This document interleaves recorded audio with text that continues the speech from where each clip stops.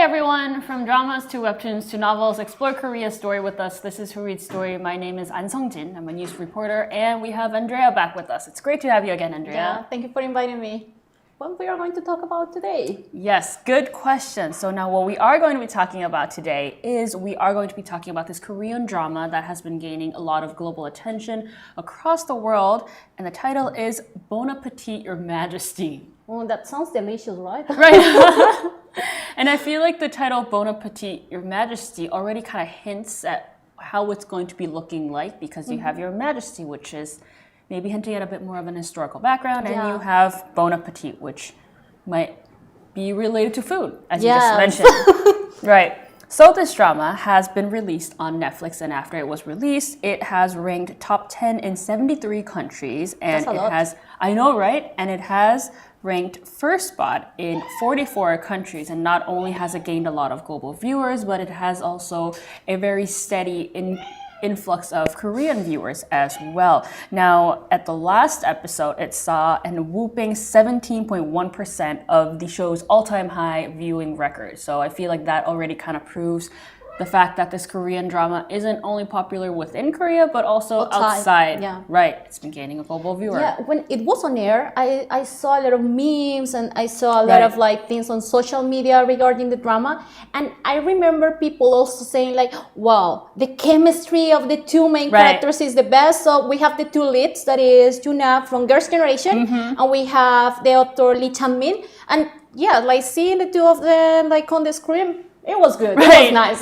Right. I feel like, both YoonA and Lee Tae-min are both very, good-looking actors. And I feel like they also did a good job pulling it off, which is why, that may be one factor on why this drama has been gaining a lot of popularity. But obviously, outside of that, this drama combines multiple aspects. We have Korean cuisine. We also have this Michelin star level cooking. We also have palace politics, love, friendship, and it kind of combines all of those components together, which is why I am excited to be talking about this with you today. Yeah. Now, if we were to delve in a bit more deeper into the actual layout of the drama itself, now this is based on a web novel with the same title of The Bon Appetit, Your Majesty. And if we do want to do a rundown first of the story itself, could you do that for us, please? Yeah, so like as in the drama, we have our chef. Right. And this chef is Jeon Ji-jong. And she's a modern French chef that she was reading like these ancient texts that I'm going to try to pronounce it correctly. Yes. The Mangundrok. Yes, Mangundrok. And suddenly when she was reading she kind of transported herself like to Joseon Dynasty. Right. Well, she becomes the royal chef, and then kind of the adventures of her like in Joseon Dynasty start. But the interesting thing also is that she is not the chef of any king. Right. It's like a really special king that in this case, like for the drama, is like King Lee Hyun. And she is not just cooking, but somehow she is kind of putting her life online all the time when she is just like kind of serving this king, because he is kind of known as a tyrant, right? Right, that's like right along the lines of the spoiler. So just as you mentioned, we have our chef, Yeon Ji-young, who is a modern French chef. And as you just mentioned, she suddenly becomes transported to the Joseon Dynasty. And it's all about that chemistry and the dynamic with this tyrant, Lee-hun, who shows up as kind of, part of the main character as well. And I feel like this entire setup itself is very fascinating because, it kind of reminds me of the story of the 1001 Nights. And also it kind of incorporates, in a way, some historical elements by going back and forth with like the modern background. And you also have the Joseon Dynasty background. So it's interesting to see both of those happening at the same time. Now, as you mentioned, our actor Lee Tae-min plays the tyrant Lee-hun, but do you know of the actual motive of the character, which is Yeon Sang-gun or King Yeon-san? Not really. I just noticed just in the first chapter, we can see that she kind of recognized him, right? Right. And it's like, so this king is kind of famous, but it's for a good or for a bad reason. So who was like the real person? Right, so for a lot of Koreans, Yeon Sang-gun is kind of the king that you end up inevitably knowing during history class, because he was very well known for not only his love of arts is another aspect that he had, but he was very ruthless. He was a ruthless tyrant, and apart from that, he had been indulging in, in pleasure with his concubines while neglecting people's suffering. So that's why he's been, recognized as a tyrant who hasn't really taken care of the people, of his own people. And that's why this drama, the character Lee-hun, is based off of that historical time period with Yeon Sang-gun.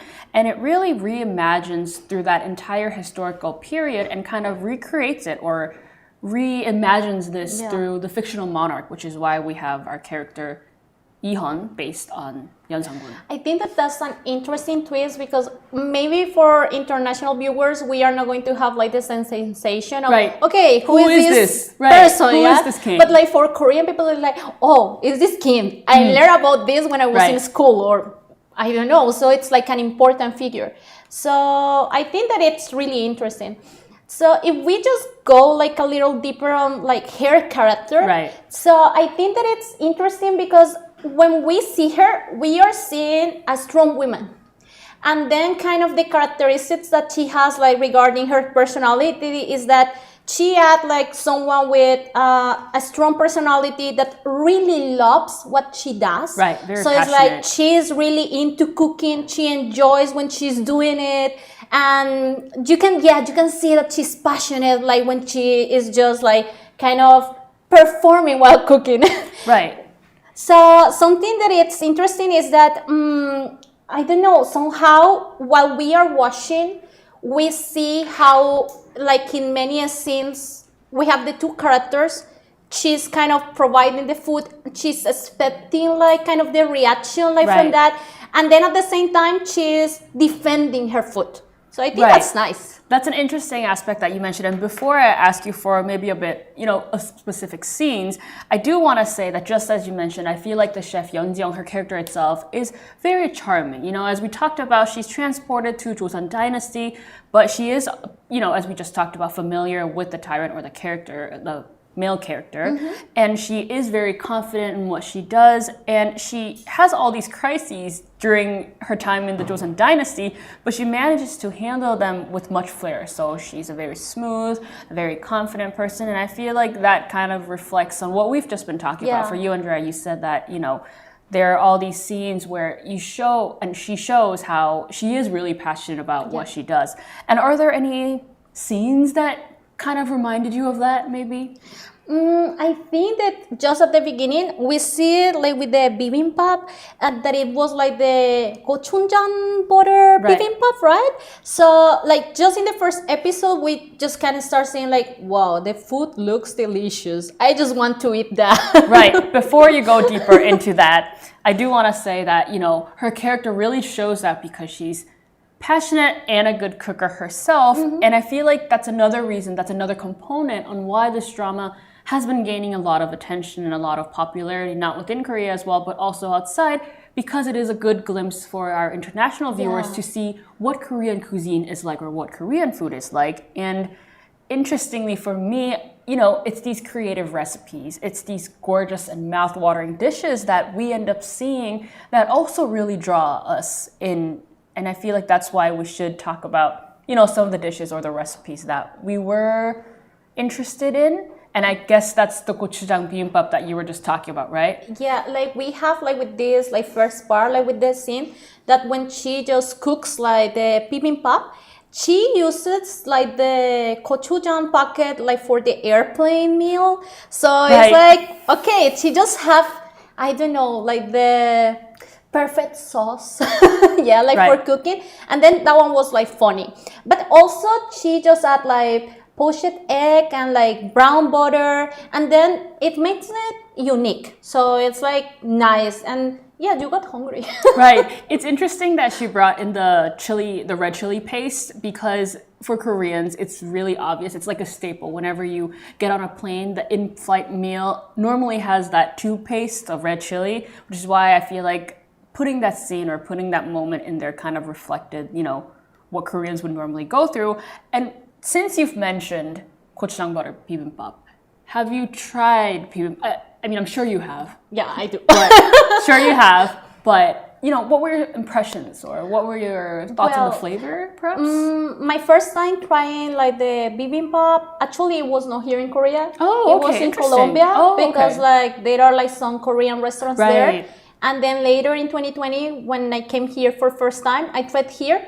And yeah, it was similar in the sense that in Colombia, the person that cooked it was a Korean person. Right. But the ingredients Are different. Yeah. Right. And then I remember that like finding the gochujang like in markets outside. Now it's easier. Right. But it's not that easy. Right. Yeah? So like kind of find like the real cuisine, like the Korean cuisine. I think that still sometimes it's like, yeah, you better need to go like to the origin. Right. Because I feel like now Korean food is disseminated across the world, so it is a lot easier to find Korean restaurants or K-Town or Korean supermarkets. But obviously, as you mentioned, you know, there is that authenticity that you can only find in the original location. So similarly, you know, even though bibimbap you were first exposed to when you were in Colombia, it probably tasted better here, I'd assume. And you have, you know, the original ingredients, the original taste kind of comes from here as well. And now for me, if I were to introduce an episode that actually really sticks out to me and is a memorable scene for me is when Yeon, the chef, cooks the spinach, freshwater, marsh clam, soybean paste soup. That one was good. It is good. And I feel like because that scene brings a lot of emotion as well, it's a very impressive scene as well. Now, for our viewers who obviously haven't watched it, to give a brief description of what the scene is actually set up like. Now, the secret ingredient which the chef brings is marsh clams. It comes from fresh water. Yeah. And the queen, who is the king's grandmother, Queen Dowager, she basically wants to have this flavor back from her youth, and she really she tastes all these dishes and she's like, I really want something that, you know, brings or reminds me of my childhood.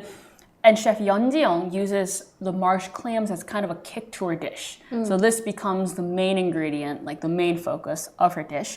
And this marsh clam that she uses actually originates from Seomjin River. So the hometown is Seomjin River, and whenever the king's grandmother has the taste, she gets reminded of her youth. And I feel like that's why this entire scene is set out very beautifully, because not only is the soup itself obviously delicious looking, you know, you have all like the smoke coming out from it, and you have, you know, the spinach and all that, but also just the layout of the scene itself, I feel like is very well done, because it sets out that story of how this, you know, the king's grandmother looks for the taste of her youth, and she tastes it and like gives her a reminder of what it was like back then. And I think that entire layout is I think the scene is really touching, and I think that somehow, I don't know if we can say that it's a reminder of like how like these dishes that we have tried when we were just like children, like are important to us. Sometimes even the smell of the food kind of brings us memories. It gives you flashbacks, right? So yeah, so I think that it's connecting like memories, like also with food. And I think that was a nice touch, because it's not just about like, okay, I'm eating like for being satisfied, but I'm also eating like as a matter. Right. I think that's why for me that scene and that food particularly stood out, because it has all those aspects. For our international viewers, if any of you actually have seen it, you know, might as well leave a comment on what your favorite dish was. And I do see comments behind there saying that the sound of the boiling of the pot is intense, which is why I feel like soup is another aspect of, you know, adding that in. As you just mentioned, you mentioned that the scene itself was very emotional, and I feel like the fact that they didn't use a lot of computer graphics is another aspect as to why it became so realistic and so well portrayed. You know, not only did the director and the camera director also kind of shed tears while they were filming that scene, it does really bring out, you know, how we just talked about food isn't about the taste or the savory flavor to it itself, but it also has that emotional aspect to it itself. And obviously when I was watching it, I got really hungry, and I'm sure that was for you as well, Andrea. Yes, I think like the visuals, like in the whole drama, they are really good. Right. And then like when you are seeing just these scenes when she's cooking, and kind of like you just zoom. Right. And then you see, okay, she's cutting like these ingredients, and then she's putting it inside the pot. Right. And then like how like all this magic of cooking just translate in a dish. Right. So all of this, I think, is like really nice. I remember that apart like from this visual, like we can just I don't know, mention like some food, like Korean food. I remember about like the Korean style macarons, Right. the dojan pasta, I think is how you say, I'm not sure. Yes, the soybean paste pasta, yes. The tonne pancakes, Yes. the queen onion Pajeon, pancakes, yep. and the steak. Yeah, the steak was like Of course. also really good. And I think that like you can see that they look familiar, and I don't know, like with this kind of dramas, you also got the sensation that maybe you can just watch the scene again and try to cook the dish. Right. So it's like kind of watching a video on YouTube of like Right. how to cook. I was gonna say, yeah, it's almost like a cooking show because Yes. you know they do a really zoom in into the ingredients of the cooking process, and then they kind of throw out what the final result is. Yes. So just looking at those parts, that could entirely be like a cooking show on its own. Just to, you know, remind our viewers on what the dishes that Andrea just mentioned are in Korean. You know, we had the macaron that are Joseon Dynasty style. We had the doenjang pasta, the soybean paste pasta. Pajeon, as you mentioned, the green onion pancakes. And we obviously had the steak. All of those mouth-watering, absolutely looking delicious. And I feel like even though those foods didn't have any, you know, effects or computer graphics to it, some of the visual effects that they ended up using are quite wild, I must say. And was there anything that stood out to you? There were a lot of scenes in There were which a lot of they are scenes, using right. like this kind of like effects. Right. Also kind of for, I don't know, pointing out that it was Right. so good. Right. And also like how like is this magic of her cooking. But there was one that she's like kind of, I don't know, the scallions are kind of flying. Right. And then there is like this like Bonghwan, that yes. is like this funny burstings out of the dish. So the part was nice to see. And I think that like with every meal, you kind of were expecting the next one. Right. It's like, okay, this one is not enough. Right. I want more. I want to kind of, I got already hungry with this, but I think like with the next one, Right. I'm going to get even hungrier. And Right. I want to go to Korea then. And I feel like the visual effects actually amplify how the food is being presented. Just as you mentioned, like the green onions kind of jumping out, or you have the pongwang kind of also coming out. And I feel like that visual effects add on to, you know, the anticipation for these Korean dishes for people that aren't familiar with it. Yeah. And I feel like that all kind of comes down because, you know, this drama itself, it's the main characters that are cooking it, but you also have, you know, like a chef. So obviously it has to be very well prepared. You obviously want a professional. And, you know, in reality for this drama itself, you actually had top chefs and traditional cuisine experts actually participate in the consultation process of the production, which is why I feel like it ended up being a little bit more high quality, and it also reflected the reality as well.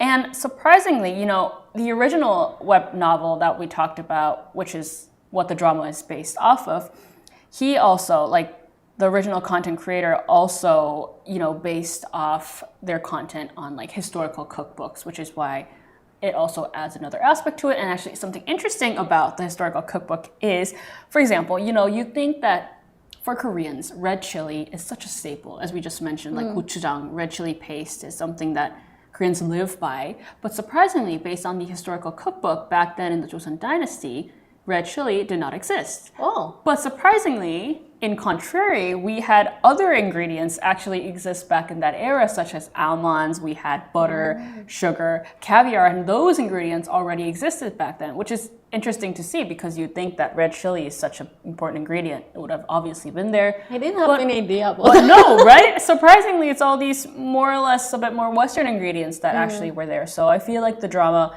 incorporates those aspects well enough, and that's kind of reflected throughout the story. That's really nice because like somehow, even if you don't go deeper Right. like into the drama, you can also learn a little bit about like this like Right. Korean cuisine. Right, because you also get like a good enough background into it. And now that we've talked about the good part, we've talked about the food and the flattering, you know, visual effects. Now we should talk about more of the background itself, how the story is laid out. Now, as we've talked about in the beginning, and as you know, this drama itself is kind of like a time slip genre, right? Yeah. We have the main character, Yeon, the chef, kind of time travel back into the Joseon Dynasty. Is this genre familiar to you?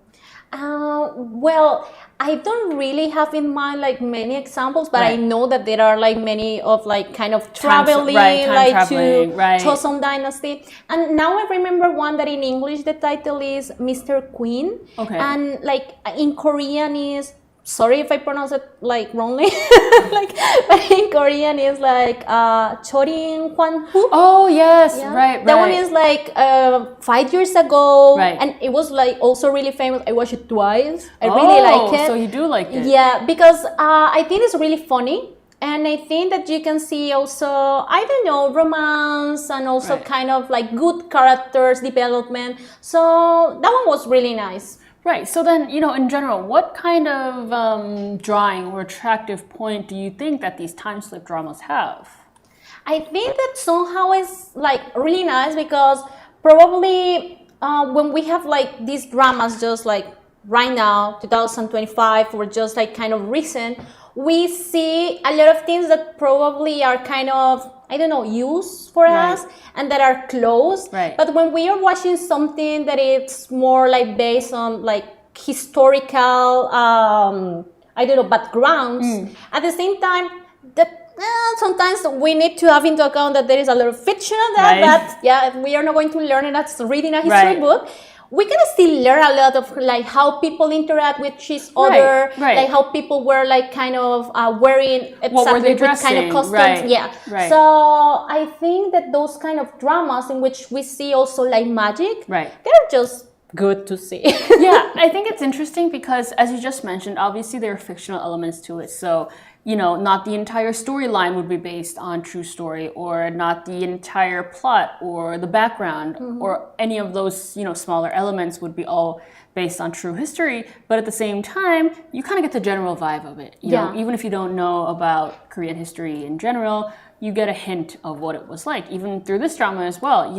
When Yeon, the chef, kind of transports to the Joseon dynasty, obviously she's a French chef. So, the terminology that she uses with the people in the kitchen back in the Joseon dynasty obviously conflict because you have, you're going back and forth with two different eras. Yeah. And that's an interesting part for me to watch as well. For example, in linguistically, when we look at it, the phrase or the word that she uses is haute cuisine, which means like high cuisine or like Michelin star level, high quality food. But Koreans, when they listen to it, they're like, what does it mean? It almost sounds like 어떡하지? Like haute cuisine. It kind of has that resemblance to it. And even, a lot of the words are unfamiliar for these people. You use the word like butter, Yeah. pasta, restaurant, which none of the Koreans were obviously familiar with back then because those are all English words, not Yeah, Korean words. westernized or Right. just like kind of taken from Right. other languages. Right, so. right. So it's interesting as much as we see, because it's a time slip drama, we see how, linguistic aspects or cultural aspects are different and how, the character or the chef herself kind of manages to explain it and kind of transfers through. Yeah. Which is why, it's interesting to Yes. see that aspect as well. I remember that there was also a scene that if you listen Girls' Generation, If you know, you know.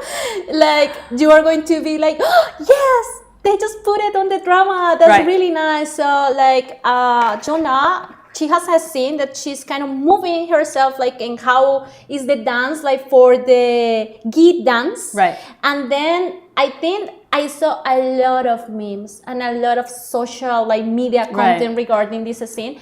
Even I remember that there was like a YouTuber, she's from Argentina, but Okay. her husband is Korean. Uh-huh. And then she asked him, like, okay, I don't understand this. Can you explain to me? And then they do content in Spanish, and it was like, okay, so people are also learning about this. Right. And even if maybe they are fans of K-pop, like kind of other generations, Right. they can learn about the second one, like with this one. Right, exactly. It's interesting because, for those that are familiar with who YoonA is, you know that she's from Girls' Generation. And obviously some of, one of their hit or major hit songs is G, as you just mentioned. And, it's those small elements that are incorporated within the drama that show what Korean culture is like. So in that sense, I feel like this drama, because it has all these components in together kind of mixed, it shows a diversity of what Korea is And it's also fun to watch. And also like with the beatboxing. Oh, right. Like they are in a noreban. So Right. yeah, that was nice too. Right, exactly. And probably that's why maybe that's where the YouTubers were influenced to do their own content. Exactly. It's interesting to see how it's all kind of incorporated all together. Oh, now I'm getting hungry as we were speaking about all the food. But we talked about today on our episode about Bon Appétit, Your Majesty. We talked about the food. We talked about different components. We also mentioned how it's a time slip drama. And as we just kind of went over, after this drama was over, we saw a lot of fans recreating the recipes. Each of us had our own favorite recipe. And obviously for our international viewers who might be watching it, you might also find something that you like as well. Yeah, what do you want to cook? Right, so what do you want to cook? Maybe you find a recipe that you like and you could try cooking it on your own and, later on leave a comment on our highlight video of Bon Appétit, Your Majesty. Yeah, that sounds nice. Actually, I think that I'm going to try to cook something myself. Okay. I'm going to try. Maybe that's going to be the gochujang butter bibimbap that you talked about. Yeah, I mean, here I can just find the ingredients. Right. So that sounds like a good idea. Right, it's simple, it's easy, but it's also good. Yeah. So a reminder for our, international viewers or Korean viewers, obviously, if you have watched Bon Appétit, Your Majesty, maybe try out the recipes and cooking them on your own. Now, as we head towards dinner time here in Korea, I feel like that's all we have for our episode today on Bon Appétit, Your Majesty. Obviously, Andrea, it's great to have you again. Thank you for being with us. And that's all we have for our episode today. Do not forget to like, comment, and subscribe to our channel. That's all we have for today, and see you next week. See you. Goodbye. Bye.